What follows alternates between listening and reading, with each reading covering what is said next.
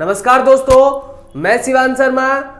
आज की सुबह 3 अप्रैल की सुबह आप सभी का स्वागत अभ्यास करो को यूट्यूब फेसबुक लाइव सेशन में स्वागत करता हूं। जिस प्रकार मैंने आपसे प्रॉमिस किया कि 100 टेस्ट का यूपी पीसीएस की टेस्ट सीरीज में के माध्यम से आपके कोर्स का रिवीजन कराने का, तो उस श्रृंखला में यह आपका कितना नंबर टेस्ट है?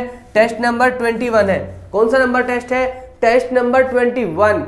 तो टेस्ट नंबर 21 को स्टार्ट करते हैं। और मॉडर्न हिस्ट्री का ये आपका आधुनिक भारत का प्रश्न, एक तरीके से आधुनिक भारत का नंबर 1 टेस्ट होगा। और ये यहाँ तक आपकी एंशिएंट कंप्लीट हो चुकी है। तो आज इसमें मॉडर्न हिस्ट्री को स्टार्ट करते हुए एक बार स्टार्ट करते हैं अच्छे से इसको। पहला टेस्ट नंबर कौन सा है दोस्तों? 21। टेस्ट नंबर कौन सा है? 21। टेस्ट नंबर कौन सा है दोस्तों? 21। ठीक है। Shiv Kumar good morning, Pankaj Kumar hi sir, सभी को हाय, गुड मॉर्निंग है। सभी बच्चे सेशन को शेयर करेंगे। सभी को गुड मॉर्निंग।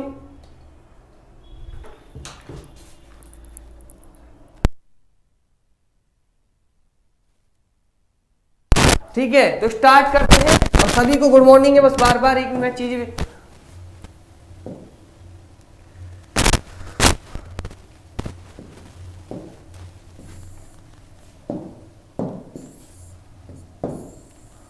अभी नहीं तो कभी नहीं। देखो अब वक्त बिल्कुल नहीं बचा।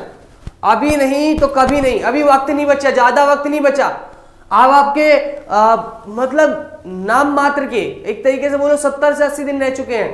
ठीक है, तो अब आपको बिल्कुल लग जाना है, बिल्कुल लग जाना है। तो अब कोई वक्त नहीं बचा ज्यादा, बिल्कुल जी जान से अब लग जाना है सभी को। यूपी पीसीएस एक तरीके से बोलो तो बिल्कुल खोपड़ी पे आके बैठ गया। तो बल्कि उसे प्रेशर नहीं मानना है, पर दिमाग में ये आ जानी चाहिए कि अभी नहीं तो कभी नहीं। मतलब क्या है? मतलब यह है कि अब आपको लग जाना है, सिर्फ लग जाना है। मतलब किस चीज में? पढ़ने में रिवीजन करने में। बुक आपको पता है, स्ट्रेटजी आपको पता है, हर चीज को आपको पता है। बस अब लग जाना है, प्रैक्टिस पे जोर शोर के साथ लग जाना है। अब यहाँ पे भी आपकी एक भी दिन और जल्दी हम लगभग 40 दिन की आप एक रिवीजन कोर्स भी लेके आने वाले हैं, जो बिल्कुल फ्री ऑफ कॉस्ट होगा।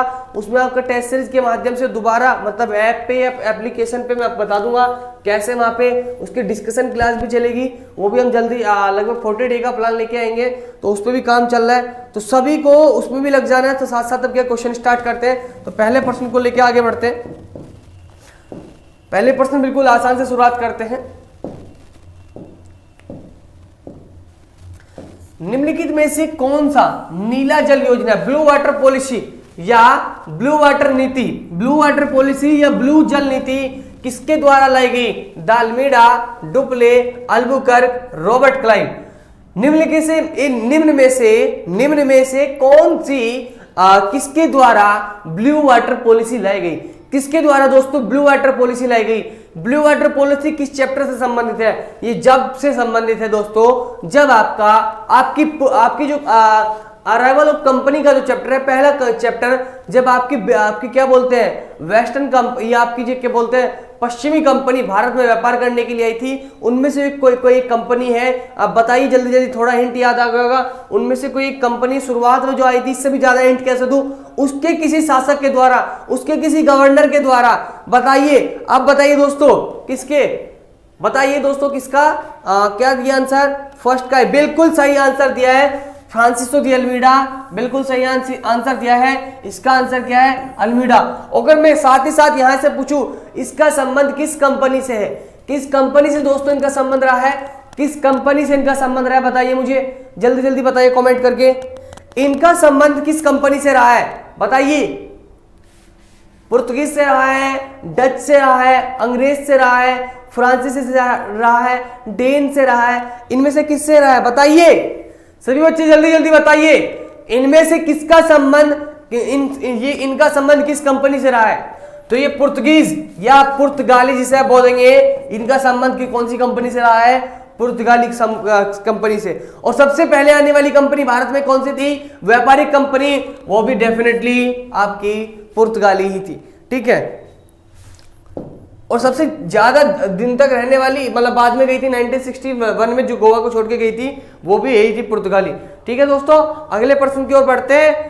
सेकंड क्वेश्चन देखते हैं। क्या कि मध्यकाल में सर्वप्रथम भारत से व्यापार संबंध स्थापित करने वाले, मध्यकाल में यानी मिडाइवल हिस्ट्री के समय पे जब यहाँ पे आपकी अराइवल ऑफ कंपनी था, कंपनी का आगमन था, नहीं फ्रांसीसी नहीं अभिनव कुमार जी, मैंने बताया पुर्तगीज, आपने बिल्कुल सही लिखा था। फिर आपने ओके व्यापार संबंध स्थापित करने वाली, मध्यकाल में सबसे पहले व्यापार संबंध स्थापित करने वाली कंपनी, डेफिनेटली ये प्रश्न मैंने अभी बातों में आपका आंसर भी दिया है। ये पूछ रहा है कि जब आपका मिडाइवल हिस्ट्री के टाइम पे था, पहली बार कौन सी कंपनी का आगमन था भारत में, किस कंपनी ने पहले आगमन किया, बताइए दोस्तों, कौन सी कंपनी का आगमन सबसे पहले हुआ भारत में, डच, फ्रांसीसी, अंग्रेज या पुर्तगीज? आपका डच ने किया, फ्रांसीसी ने किया, या आपका इंग्लिश ने किया, या फिर आपका पुर्तगीज ने किया? सेकंड का जो पहले पुर्तगाली आई थी वो सबसे बाद गई थी, बिल्कुल सही, बिल्कुल सही। सेकंड का आंसर पूछा हूं मैंने, सेकंड का बिल्कुल सही। सेकंड क्वेश्चन का आंसर दोस्तों डी, सेकंड का डी, पुर्तगीज। ये आए थे, कब आए थे? पहली बार। अभी इसमें भी क्वेश्चन आ जाएंगे, सारी बातें, ठीक है। वास्को डी गामा आया था ना 1498 में। सेकंड थर्ड क्वेश्चन पे चलते हैं। भारत में पुर्तगाली शक्ति का वास्तविक संस्थापक, real founder of Portuguese, real founder of Portuguese, पुर्तगाली का वास्तविक संस्थापक, रियल फाउंडर ऑफ पुर्तगीज कौन था? वास्को डी गामा था, अल्बुकर्क था, बार्थोलोम्यू डायस था, जॉर्ज ऑक्सफोर्डियन था।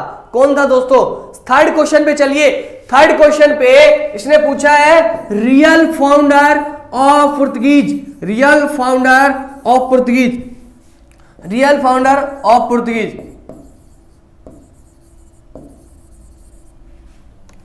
बताइए थर्ड क्वेश्चन का आंसर, थर्ड का गलत,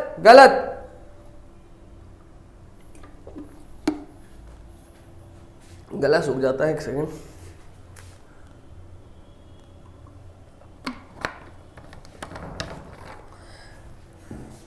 रियल फाउंडर ऑफ पुर्तगीज, बताइए जल्दी बताइए।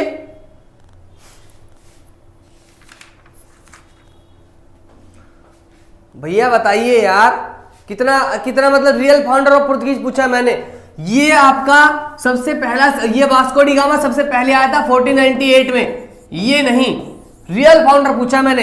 रियल फाउंडर है अल्बुकर्क। ब्लू वाटर पॉलिसी भी इसके द्वारा लाई गई, ठीक है। इसी ने क्या, कंपनी को, पुर्तगाली को स्थापित करने में सबसे ज्यादा योगदान दिया। कैसे? जैसे इसने कहा कि भारत, यहाँ की अपने आदमियों को कहा जितने इसके व्यक्ति थे पुर्तगीज थी, कि यहाँ की महिलाओं से मैट्रिमोनियल अलायंस बनाइए, वैवाहिक संबंध बनाइए, अपने धर्म का प्रचार करिए, ताकि हमारी शक्ति बढ़ सके। समुद्र में इसने ब्लू वाटर पॉलिसी लाई गई। तो ये सब जो इसने काम किया, और इसी के द्वारा अपने क्षेत्र में पहली बार सती प्रथा का, मैंने कहा अपने क्षेत्र में केवल जहां पे उस टाइम पे पुर्तगीज थे, वहां पे क्या किया था? सती प्रथा का अंत भी किया था। वो real founder of the Portuguese कौन है? अल्बुकर्क। ठीक है दोस्तों, यहां तक क्लियर हो जाता है, यहां तक क्लियर हो गया, थर्ड का क्लियर हो गया। आगे बढ़ते हैं, प्रश्न संख्या 4 की ओर बढ़ते हैं। निम्न किन यूरोपियों ने भारत में प्रथम समुद्रिक व्यापारिक केंद्र स्थापित किए? किसने प्रथम समुद्रिक व्यापारिक केंद्र स्थापित किए? किन कंपनी ने? कंपनी का नाम देखिए, अंग्रेज है, फ्रांसीसी है, पुर्तगाली है और आपका डच है। किसने? फ्रांसीसी, पुर्तगाली, डच या अंग्रेज? दोस्तों बताइए, इनमें से किसके द्वारा भारतीय, किन यूरोपियों ने, यानी यूरोपीय कंपनी में से कौन सी कंपनी थी जिसने आपका समुद्रिक व्यापारिक केंद्र सबसे पहले स्थापित किया? किसके द्वारा समुद्रिक व्यापारिक केंद्र स्थापित किया गया? किसका भी बता रहे हो शिव कुमार जी। देखो क्वेश्चन का आंसर करिए सभी बच्चे, कोई दिक्कत नहीं है, पर नंबर डाल के क्वेश्चन का आंसर करेंगे। नंबर डाल के सभी बच्चे क्वेश्चन का आंसर करेंगे, ठीक है। नंबर डाल के क्वेश्चन का आंसर करेंगे। और देखो लाइव कितना अच्छा चल रहा है, हमारा वॉचिंग टाइम कितना अच्छा आ रहा है, कितने बच्चे लाइव देख रहे हैं। और लाइक के नाम पे बहुत गलत बात है। सभी बच्चे जो सेशन को देख रहे हैं, अगर उन्हें अच्छा लग रहा है, अच्छा लग रहा है तो क्या करें, तुरंत सेशन को लाइक करें और हल्के से 20-25 सेकंड निकाल के तुरंत सेशन को शेयर भी कर दे। और साथ साथ क्वेश्चन पे ध्यान भी दें। तो किन यूरोप कंपनी ने सबसे पहले सामुद्रिक व्यापारिक केंद्र स्थापित किए? अगर सामुद्रिक व्यापारिक केंद्र स्थापित करे सबसे पहले, ये पूछा सबसे पहले, तो सबसे पहले जो कंपनी का नाम आएगा दोस्तों वो क्या आएगा, वो आएगा पुर्तगाली या पुर्तगीज। ओके, तो इसमें देख लेते हैं इसमें कौन सा नंबर पे बैठेगा। तो फोर्थ क्वेश्चन का आंसर दोस्तों क्या होगा, सी। फोर्थ का क्या आंसर होगा, सी। आगे बढ़ते हैं। हुगली को बंगाल की खाड़ी में समुद्री लूटपाट के लिए, हुगली को बंगाल की खाड़ी में समुद्री लूटपाट के लिए किसने अड्डा बनाया? जो हुगली आज भी पूछा जाता है, हुगली किस नदी क्या पूछा जाता है कि कलकत्ता किस नदी के किनारे है, ये क्वेश्चन आता है। तो पुर्तगालियों ने बनाया हुगली की बंगाल की खाड़ी को लूटपाट के लिए समुद्र केंद्र, या फ्रांसीसियों ने बनाया, डेनमार्क ने बनाया, अंग्रेजों ने बनाया? किसके द्वारा आपका किसे बंगाल की खाड़ी को समुद्री लूटपाट के लिए अपना अड्डा बनाया, वह कौन व्यक्ति था? सभी बच्चे इसका आंसर करेंगे। जल्दी जल्दी सभी दोस्त, सभी युवा साथी, सभी इसका आंसर करेंगे। ये क्वेश्चन ऐसा नहीं कि अगर आप पीसीएस नहीं दे रहे तो आपके काम नहीं आएंगे, डेफिनेटली ये मॉडर्न इंडिया से है। तो मैं कह रहा हूं आधुनिक भारत ऐसा कोई सरकारी नौकरी का एग्जाम नहीं होगा जहां पे आधुनिक भारत से प्रश्न नहीं आता, जहां पे आधुनिक भारत से प्रश्न नहीं आता दोस्तों। ऐसा कोई भी एक एग्जाम बता दो आप मुझे, ऐसा मुझे नहीं लगता पर्सनली कोई भी एक ऐसा एग्जाम हो। 5 क्वेश्चन का आंसर क्या बोल रहे हो आप? 5 का क्वेश्चन का आंसर क्या बोल रहे हो? बिल्कुल डेफिनेटली सही आंसर बोला आपने। नहीं, डी नहीं, डी और सी नहीं है, बिल्कुल सही आंसर बोला गया था ए। पुर्तगालियों ने अपना अड्डा बनाया था समुद्री लूटपाट के लिए, बिल्कुल सही। 5 क्वेश्चन का आंसर ए। आगे बढ़ते हैं। किसी प्रकार के यदि कोई क्वेश्चन में आपको डाउट होता है तुरंत आप क्या करिए, तुरंत आप कमेंट करके मुझसे आंसर पूछ लीजिए तुरंत, ठीक है? तुरंत मतलब डिटेल में अगर किसी को करना है। 6 क्वेश्चन देख लेते हैं। प्रश्न संख्या 6, भारत में ईस्ट इंडिया कंपनी की सफलता का राज था। भारत में ईस्ट इंडिया कंपनी की सफलता का राज था। यह प्रश्न आपका यूपी पीसीएस में पूछा गया है, सिविल सर्विस में पूछा गया है। जैसे भारत में राष्ट्रीय भावना की कमी, बिल्कुल आज हमारे उस टाइम हमारे यहाँ क्या था, क्षेत्रवाद था, जातिवाद था, धर्मवाद था। आज उस टाइम पे किसी के अंदर ऐसा नहीं था कि हमारा कोई राष्ट्र ध्वज हो। आज आप देखिए हमारे यहाँ पे कुछ राष्ट्र गीत चल जाए या देशभक्ति गीत चल जाए तो हमारे क्या रोंगटे खड़े हो जाते हैं, अर्थात हमारे अंदर क्या है, राष्ट्र भावना है। आज हम मर मिटने के लिए देश के लिए तैयार रहते हैं, क्यों? क्योंकि आज हमारे अंदर राष्ट्र भावना है। मैं कहता हूं सबसे पहले क्या होना चाहिए, राष्ट्रवाद, उसके बाद क्या होना चाहिए आपका राज्यवाद, धर्मवाद, जातिवाद। और हालांकि जातिवाद और धर्मवाद तो होना ही नहीं चाहिए, राष्ट्रवाद सबसे पहले हमारे अंदर होना चाहिए। सबसे ऊपर राष्ट्र, सर्वोपरि राष्ट्र, राष्ट्र से बढ़ के कुछ नहीं हमारे लिए, ठीक है? ब्रिटेन ने लोगों पे कब्जा क्यों किया? क्योंकि वो किससे इमोशनल अटैचमेंट थे, झंडे के प्रति। आप बोलोगे पहले वो व्यापार के लिए आए थे, बिल्कुल आए थे, पर वो किसके लिए काम करते थे? अपना बढ़ाने के लिए, क्या? अपना फ्लैग, अपने झंडे को फैलाने के लिए। हमारे पास कुछ ऐसा था नहीं, हम काय में मरते थे, क्षेत्रवाद में, अपने कुछ क्षेत्र पे मरते थे, ठीक है? तो बिल्कुल ये पॉइंट बिल्कुल सही है। तो सफलता का राज क्या था? भारत में राष्ट्रीय भावना की कमी थी, बिल्कुल ये 100% आपका सही है। कंपनी की सेना को पश्चिम प्रशिक्षण मिला था तथा उनके पास आधुनिक हथियार थे, बिल्कुल सही। हमारे यहाँ हाथी से ऐसा नहीं है कि हमारे यहाँ पे तोप वगैरह नहीं थी, तोप तो बाबर लेके आ गया था, पर उसने क्या है, कंपनी पश्चिम प्रशिक्षण मिला था। हमारे यहाँ पे क्या था कि इसका चाचा का लड़का ऐसे भर्ती कर लो, इसके ताऊ का लड़का ऐसे भर्ती कर लो, ठीक है? क्योंकि उस टाइम पे आपका मुस्लिम का वो था। मैं ये नहीं कह रहा कि बिल्कुल सेना बेकार थी, अच्छी थी, पर इसकी कंपेयर में बहुत उनके पास जो है मॉडर्न हथियार थे, उनकी कंपेयर में बिल्कुल वो 36 का आंकड़ा था। 36 का आंकड़ा बिल्कुल मतलब उल्टा था। भारतीय सैनिकों में राष्ट्रीय भावना का भाव था, जिसके फलस्वरूप कोई जो उन्हें अच्छा वेतन दे अपनी सेवा में लगा सकता था। भारतीय सेवा, मैंने बताया पहले ही, राष्ट्रीय भावना का भाव था, राष्ट्र के लिए लड़ते थे। कि हमारे यहाँ पे क्या है, फौजी इसलिए नहीं जाता शुरुआत में, भाई देखो फिर क्या ना ऐसा होता है कि परिवार की और अपनी आवश्यकता होती है, इसलिए सैलरी बाद में आती है, पर पहले हमारे यहाँ जो फौजी बनता है वो राष्ट्र के लिए बनता है। आर्मी में जो बच्चा जाता है ना, उसके दिमाग में वहां की जाने की बात सच्चाई क्या होती है, वहां के जाने के बाद आपको सैलरी के लिए काम करना पड़ता है, परिवार के लिए वो एक अलग मुद्दा है। पर जब बच्चा आर्मी की तैयारी करता है, वो देश के लिए, देश के उसके दिमाग में रहता है राष्ट्र राष्ट्र राष्ट्र राष्ट्र, भारत माता भारत माता भारत माता भारत माता कीजिए, उसके दिमाग में वो बात रहती है, कोई और बात नहीं रहती। आप देखिए मतलब जिसके घर में से कोई शहीद हो जाता है, उसके बाद ऐसा नहीं है कि वहां पे वो कहते हैं भैया हम आर्मी में नहीं जाएंगे, उनके भाई उनके बच्चे ये कहते हैं हम फिर से आर्मी में जाएंगे। क्यों? क्योंकि राष्ट्र की भावना का अभाव नहीं है। राष्ट्र की भावना कूट कूट के अब देश में भरी है। उस टाइम पे क्या था, सैनिकों में राष्ट्र की भावना का अभाव था, अर्थात कमी थी। तो ये वाला पॉइंट भी है, क्योंकि उस टाइम पे क्या था, जो उन्हें अच्छा वेतन दे वो उनके साथ लग सकता था। बट आज ऐसा नहीं है दोस्तों, आज क्या है, आज इसका उल्टा है। तो ये तीनों पॉइंट ही कंपनी की सफलता का राज था। इस प्रकार प्रश्न संख्या 6 का आंसर क्या होगा दोस्तों, डी, उपयुक्त तीनों। यहां तक सभी को क्लियर हो गया। 6 का डी 6 का दोस्तों डी। इतना अच्छे से मैंने डिटेल में समझाया है। सेशन अच्छा लग रहा है सभी को बताइए, अगर सेशन में कुछ अच्छा लग रहा है तो बताइए, और साथ साथ सेशन को शेयर करिए। निम्नलिखित ब्रिटिश कंपनी में से किसे भारत में व्यापार करने का पहला अधिकार प्राप्त हुआ? किसे पहला अधिकार प्राप्त हुआ? अधिकार पत्र पूछा है, ध्यान से प्रश्न देखेंगे।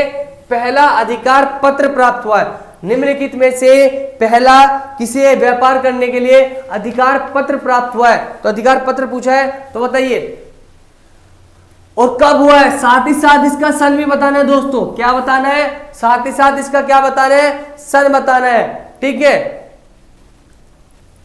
तो देखते हैं लिवेंट कंपनी को, किस कंपनी को, लिवेंट कंपनी को दोस्तों 1500 कितने में, 1593 में स्थलीय व्यापार के लिए, क्या स्थलीय व्यापार के लिए क्या मिली थी आपको, परमिशन, अधिकार प्राप्त हुआ था ईस्ट इंडिया कंपनी में दोस्तों। इसे तो 1600 में जाके व्यापार वो मिला है, 1599 में लिवेंट कंपनी। कौन सी कंपनी? Leivand company.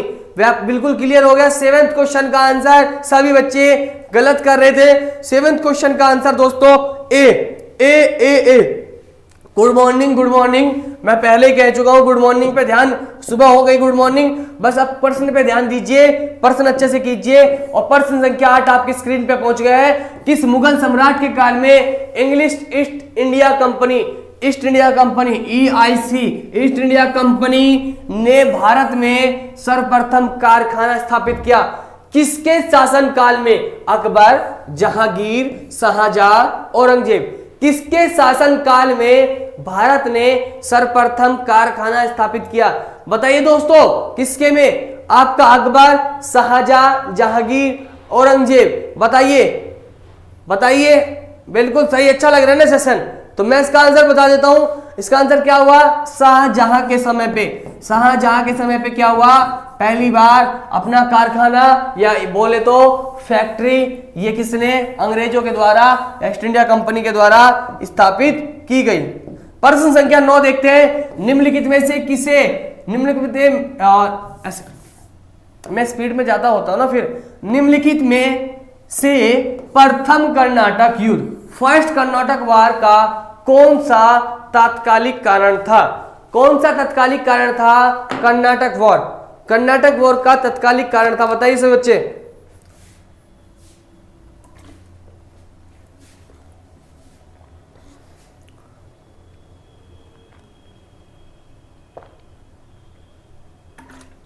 बिना पानी के क्या होता है, गला सूख जाता है।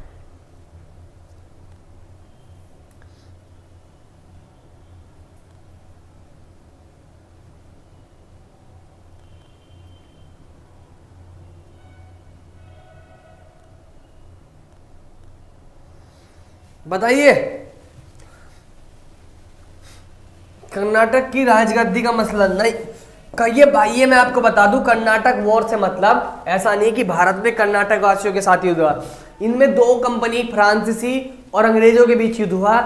ठीक है, इसके बहुत सारे कारण थे, पर इसने क्या पूछा है, कंटेम्प्रेरी रीजन, तत्कालिक कारण था। तो अंग्रेजों और फ्रांसीसियों के बीच प्रतिद्वंदी थी, ये भी बिल्कुल सही पॉइंट है। ऑस्ट्रेलिया की राजगद्दी की जंग। पर इसने क्या पूछा है, इसने पूछा तत्कालिक रीजन क्या है। तो तत्कालिक जो रीजन था भारत में, वो अंग्रेजों द्वारा दोस्तों फ्रांसीसी जहाजों का अधिग्रहण करना था, ये था तत्कालिक कारण। पर ये सारे कारण थे, इसीलिए सिविल सर्विस में क्वेश्चन, इसीलिए बिहार पीसीएस में, यूपी पीसीएस में सेम टू सेम क्वेश्चन आया हुआ है।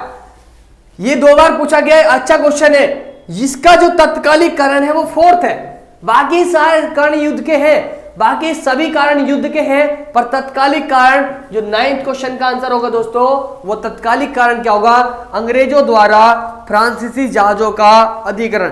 तो 9th क्वेश्चन का आंसर क्या होगा, डी। 9th क्वेश्चन का आंसर क्या होगा, डी। आगे बढ़ते हैं, बिल्कुल सही, शिव कुमार ने अकेले सही आंसर दिया है, बाकी सबने आंसर क्या किया है, गलत। आगे बढ़ते हैं 10, ईस्ट इंडिया कंपनी के किस अंग्रेज गवर्नर को औरंगजेब द्वारा भारत से निष्कासित किया गया। ईस्ट इंडिया कंपनी के किस गवर्नर को औरंगजेब द्वारा भारत से निष्कासित किया गया। प्रश्न संख्या 10 का आंसर बताएंगे, सभी बच्चे बताएंगे प्रश्न संख्या 10 का आंसर। बताइए क्या ये आपका ओंगियर साहब थे, सर जॉन चाइल्ड थे, sir John Mayer, sir Nicholas Waite. प्रश्न संख्या 10 का बड़ा आसान क्वेश्चन है, गुड क्वेश्चन सर। प्रश्न संख्या 10 का आंसर बताइए, गुड क्वेश्चन तो है, 10 का आंसर बताइए सभी बच्चे। प्रश्न संख्या 10 का आंसर बताइए। तो सर जॉन चाइल्ड, इनके द्वारा और अंग्रेज गवर्नर को औरंगजेब द्वारा क्या किया गया, निष्कासित किया गया, सर जॉन चाइल्ड को। आगे बढ़ते हैं, फ्रांसीसी ईस्ट इंडिया कंपनी संस्थापित हुई थी, फ्रांसीसी ईस्ट इंडिया कंपनी स्थापित हुई थी, फ्रांसीसी ईस्ट इंडिया कंपनी स्थापित हुई थी लुई 14 के शासनकाल में, लुई 13 के शासनकाल में, लुई 15 के शासनकाल में, लुई 16 के शासनकाल में। सभी बच्चे बताएंगे किसके शासनकाल में आपकी फ्रांसीसी ईस्ट इंडिया कंपनी स्थापित हुई, फ्रांसीसी ईस्ट इंडिया कंपनी स्थापित हुई, बताइए सभी बच्चे। तो लुई 14 के शासनकाल में आपकी क्या हुई, फ्रांसीसी ईस्ट इंडिया कंपनी, फ्रांसीसी ईस्ट इंडिया कंपनी आपकी स्थापित होगी। प्रश्न संख्या 12 की ओर बढ़ते हैं, निम्नलिखित पर विचार कीजिए। आज एनर्जी तेज है, रीजन क्या है कि अभी नहीं तो कभी नहीं, बराबर बने रहना है। मैं देख रहा हूं कुछ जितने भी बच्चे हमारे देख रहे हैं बराबर देख रहे हैं, मैं कहता हूं विश्वास मान के चलिए दोस्तों। आप इन प्रश्नों पर विश्वास करके बैठिए, अगर ये प्रश्न आपके अच्छे से प्रैक्टिस हो जाते हैं, डेफिनेटली इस टेस्ट सीरीज में 100 टेस्ट सीरीज में से आपको 50 से 60% जीएस के क्वेश्चन यहीं से मिलने वाले हैं। कितने, 50 से 60% यहीं से मिलने वाले हैं। टेस्ट सीरीज की कीमत फ्री ऑफ कॉस्ट, कोई इसकी अभी दूसरी टेस्ट सीरीज भी लेके आ रहे हैं जिसमें इससे भी अच्छे वाले प्रश्न आने वाले हैं, वो आपका 1602 में। ठीक है, ये वाली बताइए पहले, लुई 14 का यहां तक हो गया। ओके, क्या बोल रहे आपका, ठीक है। 11th का 12th का बताइए क्या है। देखो अच्छा क्वेश्चन होगा पक्का ये, हाँ। ओह माय गॉड, बड़ा अच्छा क्वेश्चन है। इनमें से कौन सी देन है, तो मृदा के स्वरूप तथा उपज के गुणों के आधार पर भूमि का राजस्व का मूल्यांकन, युद्ध में चलती फिरती तोपों का उपयोग, तंबाकू और लाल मिर्च की खेती, इनमें से अंग्रेजों की कौन सी देन है। अगर बात करें मृदा के स्वरूप उपज के गुणों के आधार पर भूमि राजस्व का मूल्यांकन, मैं आपको बताऊं, ये आपके एफएसटी साहब भी लाए थे, शेरशाह सूरी भी लाए। ये आपकी अंग्रेजों की देन नहीं है कि मृदा, आपकी मृदा की क्वालिटी को देख के वहां पर टैक्स लगाना, ये अंग्रेजों की देन नहीं है दोस्तों। ये आपका दिल्ली सल्तनत हुआ और आपका मुगल पीरियड वहां के समय की देन है। युद्ध में चलती फिरती तोपों का उपयोग अंग्रेजों के द्वारा नहीं लाई गई। मैं आपको पहले बता दूं, बाबर के द्वारा भी भारत में तोप लाई गई है, उसके बाद तोप को थोड़ा मॉडर्नाइजेशन भी किया गया, चलती फिरती तोप भी बनाई गई है। तो इसमें आपने अगर पद्मावत देखा होगा तो वहां पे भी आपकी चलती फिरती तोप है, ये भी अंग्रेजों की देन नहीं है। इस प्रकार आपका देखो, अगर आप फर्स्ट एंड सेकंड देखो, फर्स्ट इसमें है, ये भी कट गया, फर्स्ट इसमें भी है, ये भी कट गया, सेकंड इसमें भी, ये भी कट गया। थर्ड अगर आपको नहीं पता है, जब भी आपका आंसर क्या आ गया कोई नहीं। पर बात कर लेते तंबाकू और लाल मिर्च, तंबाकू और लाल मिर्च की बात करें तो लाल मिर्च ये तो हमारे भारत का खुद का है, तंबाकू और लाल मिर्च। इस प्रकार दोस्तों 12th क्वेश्चन का आंसर क्या होगा, डी। 12th क्वेश्चन का आंसर क्या होगा? डी। सिविल सर्विस में ये पैटर्न था, अब ये पैटर्न सेम टू सेम आपका यूपी पीसीएस में भी आ गया है। ऐसे क्वेश्चन, उसके 4 ऑप्शन, क्वेश्चन उसके 4 ऑप्शन। ठीक है दोस्तों, तो देखो कितना अच्छा क्वेश्चन है। किसी भी चीज की आप तैयारी करो, नहीं 12th का सी नहीं, शिव कुमार जी 12th का D D D D D for doll, गुड़िया। ठीक है, डी फॉर डंकी यानी गधा। ओके आगे बढ़ते हैं। 13% 13 किसने ईस्ट इंडिया, अरे भाग कहां गया बाबा, प्रश्न संख्या 13 देखते, किसने ईस्ट इंडिया कंपनी के बारे में यह टिप्पणी की कि कंपनी एक असंगति है परंतु उस व्यवस्था का भाग है जहां सब कुछ असंगत है, परंतु यह उस व्यवस्था का भाग है जहां सब कुछ ही असंगत है। यह किसके द्वारा कहा गया? प्रश्न संख्या 13। ये जो ऐसी कथन होते हैं वो सिंपल बिल्कुल ऐसे क्वेश्चन आ जाते हैं। ओह नो, बड़ी अच्छी कमेंट हमारी, ओह नो। तो ठीक है, और देखिए सभी बच्चे एक सेशन अगर साथ देख रहे हो और लाइव नहीं किया, उस सेशन को लाइव जरूर करें और उससे हौसला बढ़ता है, उससे अच्छे आने वाले सेशन में अच्छे क्वेश्चन लेके आने का मन होता है। तो प्रश्न संख्या 13 का आंसर, प्रश्न संख्या 13 का आंसर बताइए। पर एक ना सभी लोग लाइव को, नीचे जो लाइव होता है ना, ये रेड कलर का जो स्क्रीन पे होता है, बिल्कुल लाइव कर लिया करें सेशन को। आप पीछे के आंसर देते रहते हो। प्रश्न संख्या 13 का आंसर बिल्कुल अब तक किसी ने सही आंसर नहीं दिया है। 13 क्वेश्चन का आंसर मैं देता हूं, क्या बताऊं? अभी एक बार फिर मैं थोड़ा सा टाइम देता हूं, बताइए। चलो ठीक है, मैं ही बता दूं। ये आपका कौन थे? ये आपका जीबी मेकाले साहब थे। कौन थे? जीबी मेकाले साहब। तो इसका आंसर दोस्तों 13 का आंसर क्या हुआ? बी। 13 का आंसर क्या हुआ? बी, ना कि डी और ना कि ए। ठीक है, हो गया बच्चों क्लियर? आगे बताइए। पलासी के युद्ध का मैदान स्थित है। मैं पूछता हूं क्वेश्चन, पहले तो ये हुआ, पलासी के युद्ध में जो सिराजुद्दौला भागा था वो किससे भागा था? यूपी पीसीएस में क्वेश्चन पूछा गया है, बताइए। पलासी के युद्ध में जो सिराजुद्दौला भागा गया था, जब बता दिया था मीर कासिम के द्वारा कि आगे तो बहुत बड़ी सेना है, भाग जाओ, मारे जाओगे, क्योंकि उसने धोखा दिया था, तब वो भागा था, किससे भागा था? ठीक है, ऑप्शन दे देता हूं, घोड़ा, ऊंट, हाथी, रथ। और ये मजाक मत मानना भाई साहब, मजाक मत मानना, क्वेश्चन पूछा गया है क्वेश्चन ये वाला। इसका तो लिख के बताइए कमेंट में। साथ ही साथ प्लासी का युद्ध का मैदान कहां स्थित था, ये यहां पे बताइए। बिहार में, आंध्रा में, उड़ीसा में, पश्चिम बंगाल में। दोनों क्वेश्चन का आंसर बताइए। मैं स्क्रीन साइड हट जाता हूं यहां से, मैं थोड़ा पानी पी लेता हूं, गला सूख जाता है इतना। बताइए इसका आंसर क्या? प्लासी के युद्ध के जगह मैदान कहां स्थित है? सेकंड, भागा किससे था सिराजुद्दौला? ऊंट, घोड़ा, और ये क्या लिखा मैंने? ऊंट, घोड़ा, हाथी और रथ। बताइए। 14 का डी बिल्कुल सही, हॉर्स नहीं गध। भैया ऊंट से भागा था, ऊंट से भागा था सिराजुद्दौला साहब, ऊंट से भागा था, याद रखना। और ये जो जगह पड़ती है आपकी दोस्तों, ये कहां पड़ती है? ये आपकी बिल्कुल सही, ये आपकी पश्चिम बंगाल में पड़ती है। कहां पे पड़ती है? पश्चिम बंगाल में, पश्चिम बंगाल में।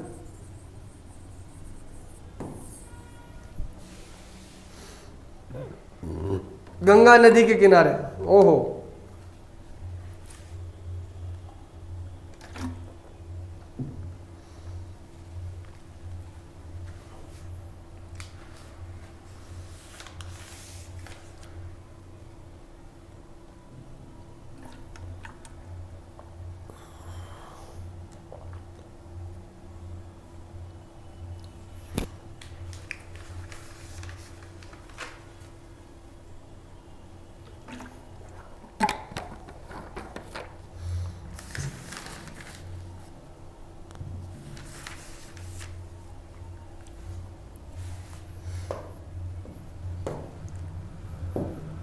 सबसे अधिक निर्णायक युद्ध जिसने अंग्रेजों में भारत के प्रभुत्व स्थापित किया, ऐसा कौन सा युद्ध था जिसमें उन्होंने यह निर्णायक युद्ध हुआ था कि भारत में अपना प्रभुत्व स्थापित किया?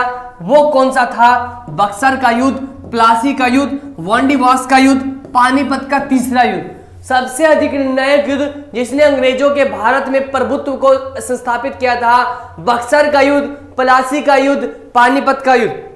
बताइए। या प्लासी का दे रखा था ना? हाँ, पहला युद्ध प्लासी का हुआ था, फिर बक्सर का हुआ था, बताइए कौन सा, या फिर मांडीवास का या पानीपत का युद्ध जिसने अंग्रेजों के प्रभुत्व को भारत में स्थापित किया था? बताइए दोस्तों फटाफट इसका आंसर बताइए। ठीक है बताइए जल्दी जल्दी।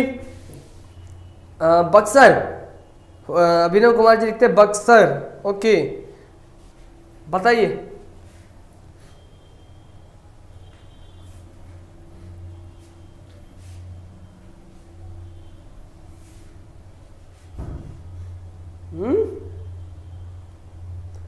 बिल्कुल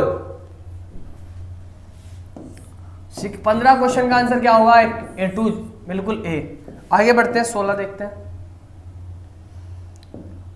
अंग्रेजी ईस्ट इंडिया कंपनी द्वारा लड़े गए निम्नलिखित युद्धों में से कौन सा सर्वाधिक निर्णायक था? Same to same question. देखो भाषा की शैली बदल गई ना, शैली बदल गई प्रश्न की, पर प्रश्न बिल्कुल सेम टू सेम है। देखो दोस्तों, अंग्रेजी ईस्ट इंडिया कंपनी द्वारा लड़े गए निम्नलिखित युद्ध में से कौन सा सर्वाधिक निर्णायक था?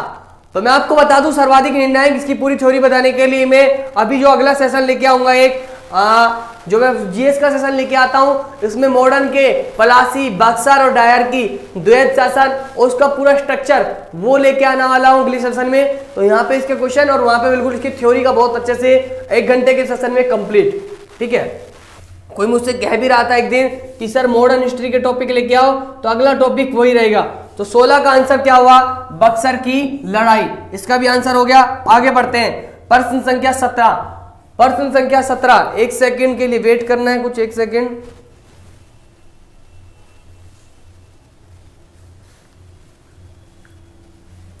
ओके, किस गवर्नर के कार्यकाल में ईस्ट इंडिया कंपनी को शहंशाह शाह आलम द्वारा बंगाल, बिहार, उड़ीसा में दीवानी अधिकार दिए गए? अगर आपने बक्सर का युद्ध पढ़ा है और बक्सर के युद्ध के बाद आपने उसके निर्णायक पढ़े, उसके निर्णय पढ़े, जब इलाहाबाद की संधि हुई थी, कड़ार वो सब क्षेत्र दिया गया था, तो उस टाइम का केवल एक गवर्नर का कार्यकाल पूछ रहा है। किस गवर्नर का कार्यकाल था? प्रश्न संख्या दोस्तों 17 क्वेश्चन बड़ा आसान है, यह आपके याद दिलाता हूं। जब आपकी बक्सर के युद्ध की बाद में जब संधि हुई थी, जब इलाहाबाद की संधि हुई थी, कुछ क्षेत्र दिए गए थे, थोड़ा थोड़ा दे देता हूं, जैसे कड़ाबाद वाला क्षेत्र दिया गया था, कुछ लिया गया था, कुछ दिया गया था। उस समय पे केवल आप याद करिए कोई गवर्नर था। ये थ्योरी की क्लास नहीं, इसलिए मैं थ्योरी यहाँ पे पूरे कैसे बताऊं, मैं आपको पूछ रहा हूं, याद दिलाया मैंने। तो उस टाइम पे केवल आपका 16 का नहीं 17 का पूछे, 17 पे पहुंचे सभी बच्चे, 17 पे लॉर्ड कॉर्नवालिस नहीं था दोस्तों, लॉर्ड कॉर्नवालिस नहीं था।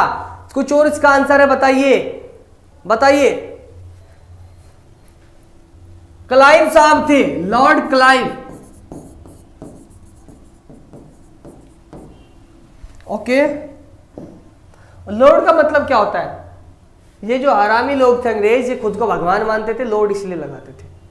हालांकि ऐसा कुछ नहीं था, भ्रम था इन्हें, भूरे होने का भ्रम था। जो हमारे यहाँ कहते हैं भूरा तो सुअर भी होता। आगे बढ़ते 18 पे आते हैं। हंसना नहीं इस बात को लेके। 1765 ईस्वी में दीवानी प्रदान किए जाने के बाद ब्रिटिश सबसे पहले निम्नलिखित में से किस पर्वतीय जनजाति से संपर्क में? जब 1765 में दीवानी प्राप्त किए जाने के बाद ब्रिटिश यानी जो आपके अंग्रेज साहब थे, अंग्रेज लोग थे, सबसे पहले किस पर्वतीय जनजाति के संपर्क में? गारो, खासी, कुकी, टिपराहा। बताइए प्रश्न संख्या 17 का आंसर। और सिविल सर्विस में क्वेश्चन पूछा गया था। और एक और बता देता हूं, वो जनजाति मेघालय में पड़ती है। आप बताइए कौन सा इसका आंसर होगा? बताइए 18 क्वेश्चन का आंसर बताइए। इनमें से वो जनजाति मेघालय में पड़ती है। सबसे पहले मैं आपसे पूछना चाहूंगा, मेघालय की जनजाति कौन कौन सी है? तो मेघालय की जनजाति है गारो, खासी, जैंतिया। ये तीनों वहां की पहाड़ी भी है और वहां की तीनों जनजाति भी है। और इसमें से 2 तो दे रखी, गारो, खासी। और चलो 50% मैंने खुद से कटवा दिया। 50% में क्या बोलोगे दोस्तों? तो 18 का जो आंसर दोस्तों वो क्या है? गारो। क्या है? गारो। प्रश्न संख्या 17 का आंसर हो गया, बिल्कुल उमेश सिंह जी। 18 का जो आंसर होगा ए। 18 का आंसर क्या होगा? विनीता गलत कैसे कर रहे हो बच्चे? 18 का आंसर क्या होगा? बी। 19 देख लेते हैं। 18वें शतक सदी में भारत में लड़े गए युद्धों का निम्नलिखित में से सही कालानुक्रम कौन सा है? पहले कौन सा युद्ध लड़ा गया, फिर कौन सा लड़ा गया? अगर बात करते हैं अंबर के युद्ध की, तो अंबर का युद्ध 1749 में लड़ा गया। 1749 में अंबर का युद्ध लड़ा गया। अगर बात करते हैं प्लासी के युद्ध की, तो प्लासी का युद्ध 1757 में लड़ा गया। कब लड़ा गया दोस्तों? 1757 में। अगर बात करें वांडीवास का युद्ध, तो ये 1760 में लड़ा गया। अगर बात करें बक्सर का युद्ध, तो ये 1764 में लड़ा गया। तो डेफिनेटली आपको आंसर भी मिल गया होगा। पहले अंबर का युद्ध, फिर प्लासी युद्ध, फिर वांडीवास युद्ध, फिर बक्सर का युद्ध। तो 19वें क्वेश्चन का आंसर दोस्तों क्या होगा? बी। प्रश्न संख्या 19 का आंसर क्या होगा? बी। प्रश्न संख्या 19 का आंसर क्या होगा? बी। 19 का आंसर क्या होगा दोस्तों? बी। सेशन को शेयर करें सभी बच्चे, सेशन को दबा के शेयर करें सभी बच्चे। क्या करेंगे? सेशन को शेयर करेंगे। ठीक है सभी दोस्त, सेशन को शेयर करेंगे। प्रश्न संख्या 20 पे पढ़ते हैं। निम्नलिखित में से कौन सा युग्म सही सुमेलित है? कौन सा युग्म सही सुमेलित है? प्रश्न संख्या 20। प्रश्न संख्या 20 पे पढ़ते हैं। प्रश्न संख्या 20 में पूछा गया है इनमें से कौन सा युग्म सही सुमेलित है, अर्थात इनमें बाकी 3 गलत है, 1 सही है। तो देखते हैं कौन सा। बक्सर का युद्ध मीर जाफर विरुद्ध क्लाइव, गलत। जो बक्सर का युद्ध हुआ था वो किसके, वो इसके के नहीं, उसमें कौन थे, सॉरी, मीर जाफर एंड बक्सर का ना, प्लासी एंड बक्सर, वो था शाह आलम और मीर कासिम, शाह आलम और मीर कासिम के बीच में। और फिर पूछा गया है डलहौजी के विरुद्ध मराठे में, ये भी गलत है। खुर्दा का युद्ध भी गलत है। वांडीवास का युद्ध फ्रांसीसी के विरुद्ध आपका ईस्ट इंडिया कंपनी के साथ लड़ा गया था। प्रश्न संख्या 20 का आंसर क्या होगा दोस्तों? बी। आगे बढ़ते हैं, प्रश्न संख्या 21 का आंसर देखते हैं। प्रश्न संख्या 21 का आंसर देखते हैं। प्रश्न संख्या 21, रणजीत सिंह किस मिसल से संबंधित थे? किस मिशन से संबंधित थे रणजीत सिंह? यह प्रश्न बहुत इंपॉर्टेंट है, बहुत ज्यादा इंपॉर्टेंट है। और यह क्वेश्चन आपका उम्मीद मानिए कम से कम 3 से 4 एग्जाम में पूछा गया है। तो ये किससे थे ये बताइए आपका? रणजीत सिंह। रणजीत सिंह किस मिशन से संबंधित थे दोस्तों? ये आपका किससे संबंधित है बताइए सभी बच्चे। ये क्या है आपका? अहलूवालिया। अहलूवालिया आपने देखा होगा, किसी दोस्त का सरनेम होता होगा जैसे प्रदीप अहलूवालिया। तो जो रणजीत सिंह थे ये आपके किस मिसल से? या आपका अहलूवालिया से संबंधित थे। अगर 22 नंबर देखते हैं, रणजीत सिंह ने सुप्रसिद्ध कोहिनूर हीरा प्राप्त किया। जो इन्होंने कोहिनूर हीरा प्राप्त किया था वो कहां से किया था? कोहिनूर हीरा जो प्राप्त हुआ था वो शाह शुजा से ने प्राप्त हुआ था। किससे हुआ था दोस्तों? शाह शुजा से ने प्राप्त हुआ था। प्रश्न संख्या एक सेकंड,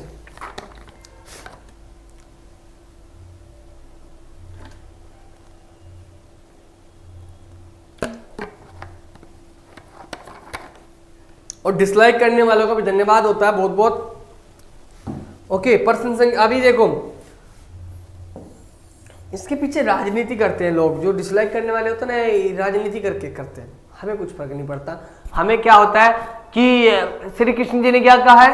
कर्म करो, फल की अभिलाषा मत करो। ईमानदारी से पढ़ाओ, ईमानदारी से पढ़ो, रिजल्ट आपको अपने आप मिल जाएगा। ठीक है दोस्तों, आगे बढ़ते हैं।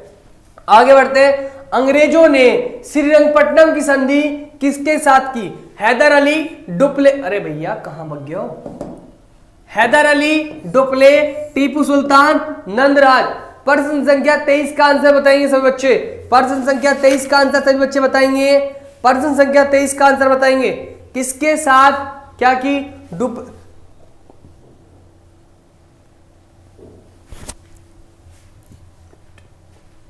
श्रीरंगपट्टनम की संधि जो हुई थी वो किसके बीच में हुई थी? अंग्रेजों के बीच में हुई थी। और आपका टीपू सुल्तान किसके बीच में हुई थी? टीपू सुल्तान के बीच में हुई थी। 23 हो गया आपका। आगे बढ़ते हैं।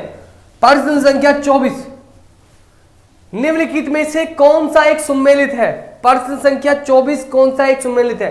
प्रथम आंग्ल मैसूर युद्ध हैदर अली पराजित हुआ, ये गलत है। द्वितीय आंग्ल मैसूर युद्ध हैदर अली ने अंग्रेजों को पराजित किया, ये भी आपका गलत है।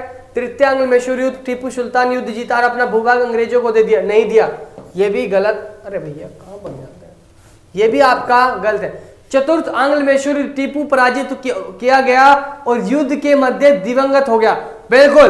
24 क्वेश्चन का आंसर दोस्तों क्या हुआ, 24 क्वेश्चन का आंसर क्या हुआ दोस्तों, 24 का आपका डी, 24 क्वेश्चन का आंसर क्या हुआ, डी। सबको क्वेश्चन कैसे लग रहे हैं सभी बच्चे बताएंगे। प्रश्न की संख्या क्या, आप जो प्रश्न चल रहे हैं प्रश्न की जो क्वालिटी है वो सभी बच्चों को कैसे लग रही है सभी बच्चे बताएंगे। प्रश्न की जो आपकी क्वालिटी है वो कैसी लग रही है सभी बच्चे बताएंगे। सभी दोस्त बताइए कि आपको प्रश्नों की क्वालिटी कैसी लग रही है, जो सेशन चल रहा है आपको उसकी क्वालिटी कैसी लग रही है, समझ आ रहा है सभी को। 24 क्वेश्चन यहां तक सही हो गया, सभी को सेशन अच्छा लग रहा है ना। ओके आगे बढ़ते हैं, अगले प्रश्न की ओर चलते हैं। तो यहां पे अपना खत्म हो जाता है, कोई बात नहीं, आज के लिए इतनी प्रश्न। थैंक्स फॉर वॉचिंग, सभी को बहुत बहुत धन्यवाद। साथ ही साथ सभी को बहुत बहुत धन्यवाद।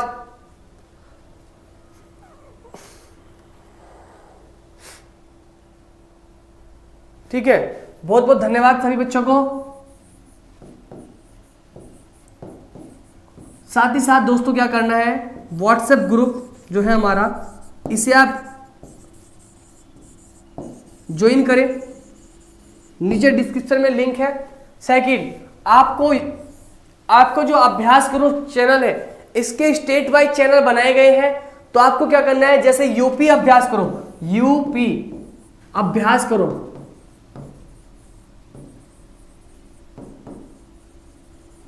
यहां पे जाना है, यूपी कैपिटल और ABHYAASKARO, बीच में कोई गैप नहीं है, यहां पे बस गैप है यूपी और गैप कैपिटल ए, ये वाला चैनल पे जाना है, इसके सबसे नीचे जाना, सभी चैनल आपको मिलेगी, वहां पे सब्सक्राइब करें, चैनल को सब्सक्राइब करें, अपने चैनल को प्यार बनाए रखें, चैनल को लाइक शेयर दबा के करें। और जल्दी आपके लिए यूपी पीसीएस की टेस्ट सीरीज जो आपको free of cost with discussion लेके आने वाले हैं, ऐप लॉन्च होते ही तुरंत 1 से 2 दिन में लगभग 8-10-11 तारीख से स्टार्ट हो जाएगी, जहां तक मुझे उम्मीद है।